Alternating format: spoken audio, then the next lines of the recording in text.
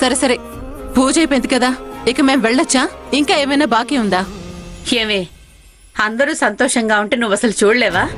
ఏదోటి అంటూనే ఉంటావా? ఇప్పుడు నేనేమన్నానని? పూజ అంతా అయిపోయింది కదా, తింటం ఏవైనా ఉందా? లేదంటే వారసులు వస్తారన్న ఆనందంతో కడుపు నింపుకోవడమేనా? సర్లే సర్లేవండి, అందరం భోంచేద్దాం. అమ్మో, నువ్వు వద్దన్నా భోజనానికి రాకుండా ఉంటారా?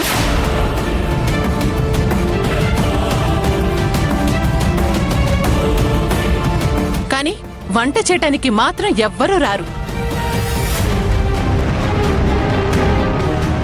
ఏదో హోటల్ అన్నట్టుగా నేరుగా వచ్చేసి తినేసి వెళ్ళిపోతారు కొందరైతే.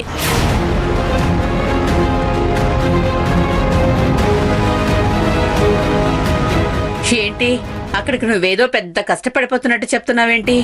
నీకంత ఇబ్బందిగా ఉంటే నేనే చేసుకుంటాను. ఇంత పని చేసి ఇంత చేశానని చెప్పుకోకు. నేనేవి కల్పించుకొని చెప్పట్లేదే, ఉన్నదే చెప్తున్నాను.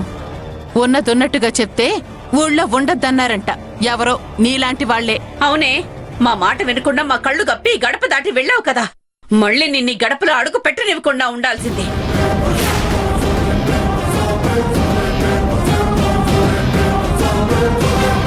అమ్మా, అవునే, నీ బ్రతికే సరిగ్గా లేనప్పుడు ఇంకొకరికి బుద్ధి చెప్పడానికి రాకూడదు.